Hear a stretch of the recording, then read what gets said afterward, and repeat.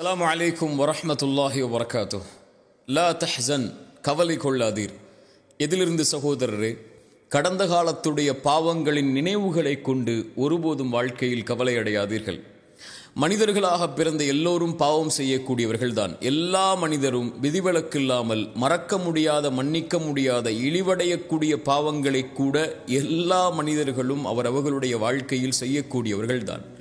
ஆனால் அந்த பாவத்திலிருந்து விலகி தன்னை மீட்டெடுத்து நற்பாதையில் தன்னை ஆக்கிக் கொண்டு இறைவனிடத்திலே வந்தவர்கள்தான் சிறந்தவர்கள் என்று இறைத்தூதர் சொன்னார்கள். மனிதர்களில் சிலர் நல்லவர்களுடைய பாதையை பாவத்திலிருந்து மீண்டு தேர்ந்தெடுத்ததற்கு பிறகு என்றாவது ஒரு நாள், நான் இப்படியெல்லாம் பாவம் செய்தேனே, குற்றம் செய்தேனே, அநீதம் செய்தேனே, இறைவனிடத்திலே நான் இப்படி குற்றவாளியாக இருந்தேனே, இப்போது நல்லவர்களாக நான் வாழ்ந்தால் மட்டும் என்ன ஆகப் போகிறது என்ற கவலை அடைந்தாலோ, அல்லது அவன் செய்த பாவத்தை குறித்து மனிதர்களில் சிலரோ அல்லது பலரோ அவனை கை நீட்டி, நீ இப்படி பாவம் செய்தவன், அநீதம் செய்தவன், குற்றம் செய்தவன், உனக்கெல்லாம் இறைவனுடைய பாதையில் இருப்பதற்கோ இப்படி நல்லவர்களுடைய பாதையில் தேர்ந்தெடுத்து வாழ்வதற்கோ என்ன தகுதி உண்டு என்று அவனுடைய உள்ளத்தை உடைக்கும் போதோ அவன் கவலை அடைந்து தன் வாழ்வு இனிமேல் நற்பாதையில் எதற்கு என்ற சிந்தனையில் ஆக்கிக் கொள்கிறான்.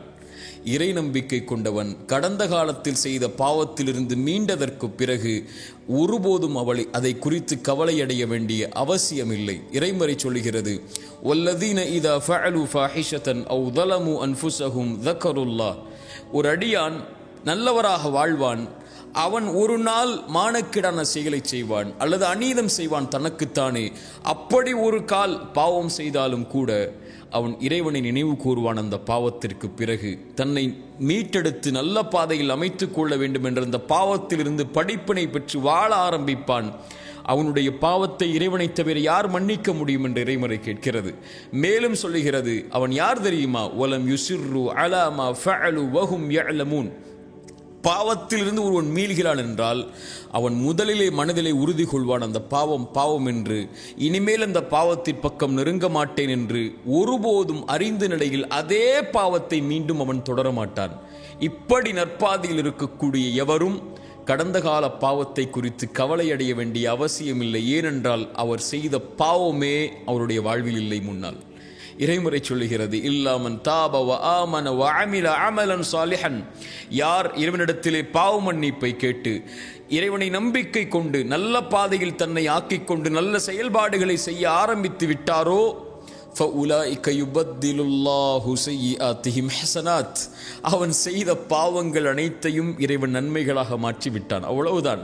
அவன் செய்த பாவங்களுடைய சுவடே அவன் வாழ்வில் கிடையாது. பாவ மன்னிப்பை கேட்டு, இறைவா என் பாவத்தை மன்னித்து விடு, இப்படி அநீதம் செய்திருக்கிறேன், இப்படி குற்றம் செய்திருக்கிறேன், இழிவடையக்கூடிய பாவங்களை கூட சுமந்திருக்கிறேன், யா அல்லாஹ், நான் மனிதன், பலகீனமானவன், என்னை மன்னித்து உன் இறைவனிடத்திலே வந்தால் இறைவன் முதலிலே அவனை அழைத்து அரவணைத்துக் கொண்டு அந்த பாவத்தை முதலிலே மறைக்கிறான். அதற்கு பிறகு இறைவன் மன்னிக்கிறான். அதற்கு பிறகு இறைவன் அந்த பாவத்தை அவனுடைய வாழ்விலிருந்து நீக்குகிறான். அதற்கு பிறகு இறைவன் அந்த பாவங்களை நன்மைகளாக ஆக்கி அவனை நல்லவர்களுடைய பாதையில் இறைவன் தேர்ந்தெடுத்ததற்கு பிறகு ஒருபோதும் இறைவன் அந்த பாவத்தை குறிக்க மாட்டான். அவன் இந்த உலகத்தில் இருந்தாலோ அல்லது மறுமையில் எழுப்பப்பட்டாலோ பாவ மன்னிப்பு கேட்கப்பட்ட பாவம் ஒரு காலும் இறைவனிடத்திலிருந்து கேள்வியாக வராது. சுப்ஹானல்லாஹ். இப்படி பாதையை ஆக்கிக் கொண்டவன் ஏன் கவலை அடைய வேண்டும்? ஆனால் இறைவன் மறைத்த பாவத்தை அவனோ அல்லது இறைவன் மறைத்த பாவத்தை ஒரு அடியான் செய்திருக்கிறான், பாவம், இறைவன் அதை மறைத்து விட்டான் என்றால் மனிதர்களில் சிலரோ பலரோ இவன் பாவம் செய்தவன் என்று இறைவன் மறைத்த பாவத்தை வெளிப்படுத்தினால் அது மிகப்பெரிய பாவம்.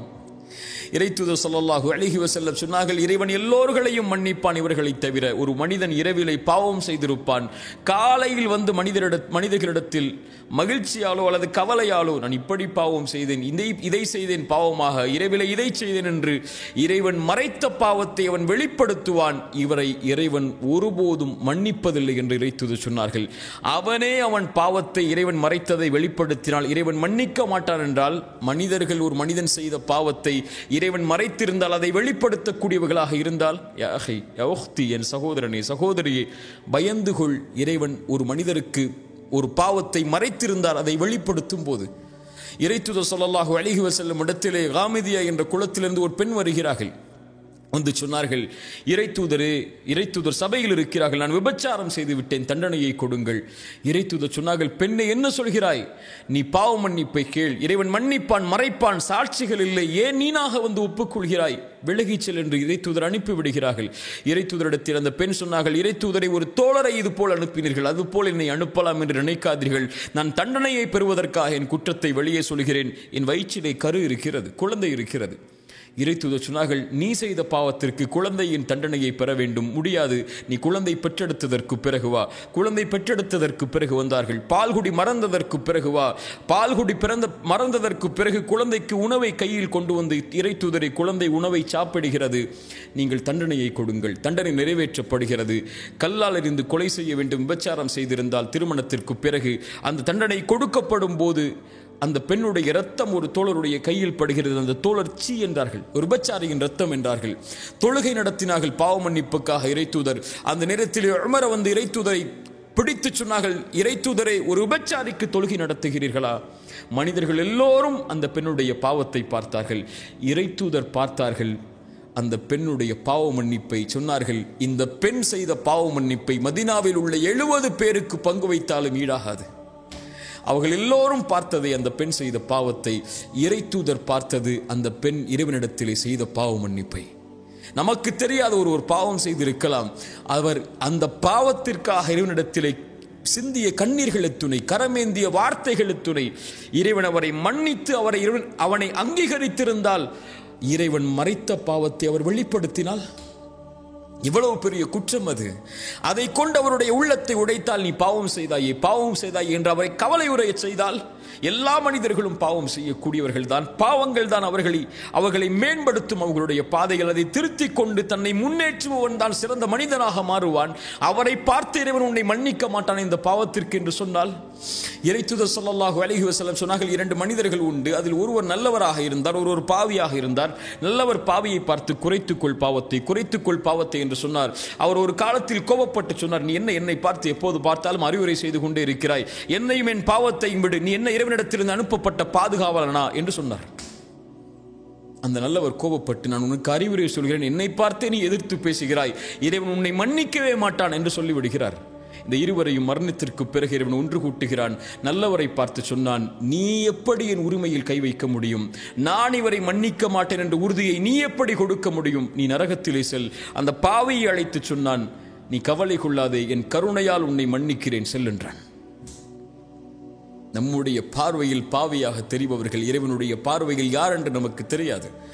என் அடியார், என் தோழனை, என்னுடைய சகோதரியே, நீ ஒரு பாதையில் இருந்து மீண்டு நற்பாதையில் அமைத்ததற்கு பிறகு ஒருபோதும் இந்த மனிதர்களை குறித்து கவலை அடையாதீர்கள்.